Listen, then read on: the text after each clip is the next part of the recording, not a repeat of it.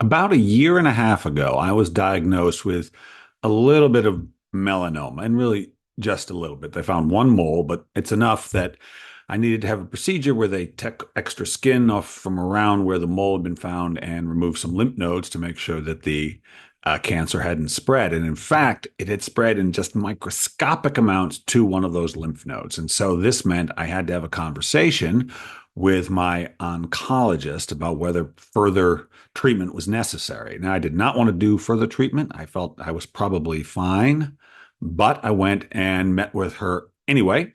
And she's very nice, very capable. And immediately she wanted to start talking to me about percentages and the odds about reoccurrence and whether the odds of the treatment helping me versus hurting me. And when she started in like this, I immediately stopped her. I said, I don't like the odds. Don't tell me the odds. Just talk to me about without telling me the odds, which upset her a little bit because she's used to using odds.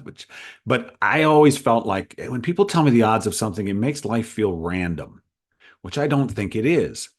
Uh, and so she tried to talk to me about it without numbers. Eventually, I saw that it was impossible for her, and I said, "Don't worry about it.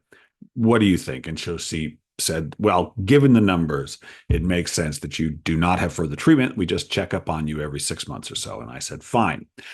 Listening to her, however, I was reminded of going to a class that Michael Curtis taught at the Pacific Northwest Writers Association many years ago, back when he was the fiction editor for the Atlantic Monthly, which what used to be the Atlantic Monthly and is now just the Atlantic. And the Atlantic Monthly used to publish one short story every month and every issue. And these were always great showcases for up and coming, particularly for up and coming literary fiction writers. A career could be started this way. And Michael Curtis explained that he received 12,000 submissions every year for the 12 short stories that he would eventually accept. And oh, the groan that went up from the class. And he said, "Whoa, whoa, whoa, hold on." He said, "Yeah, I actually read them all, but I don't use for most of them. I don't need to read more than a paragraph, if that, because about 10,000 of these stories never should have been sent to me." In other words, they were probably one story or one draft of the one story someone had written and they sent it in. And that's not the story that's going to get published in the Atlantic Monthly. And he said of the 2,000 remaining, fully another 1,500, while better than that, still weren't nearly strong enough to be considered. So right out of the gate, of the 12,000 submissions, 11,500 not even in the realm of possibility. Not because of some random thing, but because they just weren't ready. The authors weren't ready. They weren't serious enough. The stories weren't ready enough. And then of the remaining 500, it was down. There were still 300 or so that probably were better, but not quite there. And came down to it, there were maybe 100 that were serious contenders.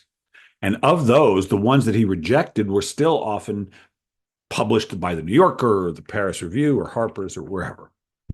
So the numbers were a little misleading.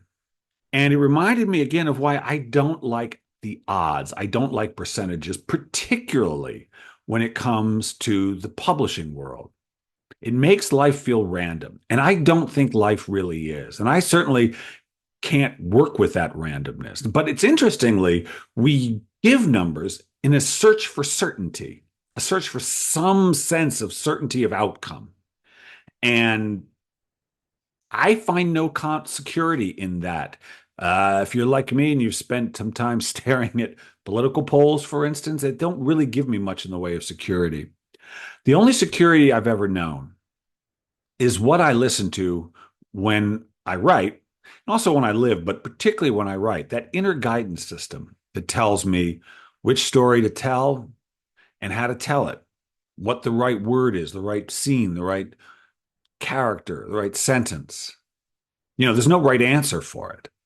But there is a guidance within me that if I listen to it is unerring. Now, I have not listened to it frequently in my life. And the results of not listening to it are always the same. It's always discomfort. It's always a form of failure.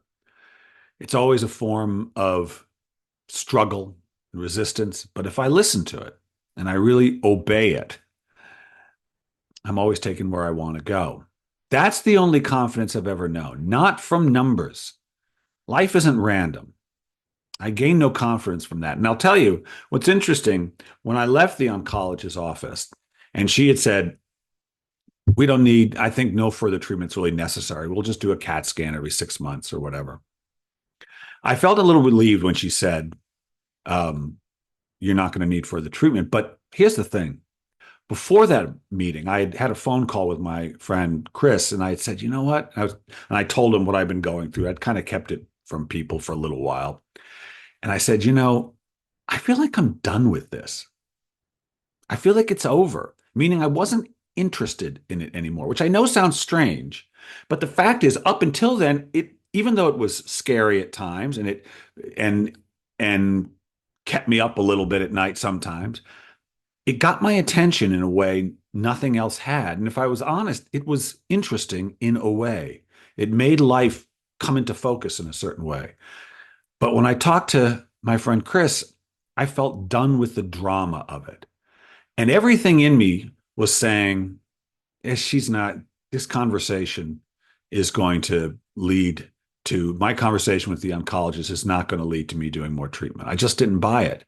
But I didn't feel like I had the authority, the doctors, what do I know? But everything in me said, you know. And so when she said no more treatment, and I felt that relief, it reminded me of the experience of when you write a story and you love it and you like it right when you finish it. But then the little doubt creeps in until somebody, your agent or an editor or your writer's group or your beta reader say, oh, this is great. And then you feel that relief that is not a surprise, really. And that's how I felt driving home. Yeah, I'd been relieved, but I wasn't surprised. It was exactly what I expected. So listen to that guidance. Don't listen to the numbers. Ignore the numbers.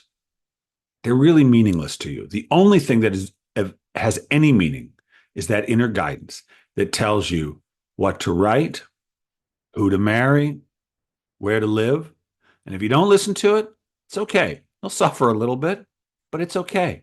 You just come back to it and listen to it again, and listen to it again, and listen to it again. It's the whole game. It's all we have to do. Yeah. Hey, thanks for listening. If you enjoyed it, well, hit subscribe, right? That's what you got to do.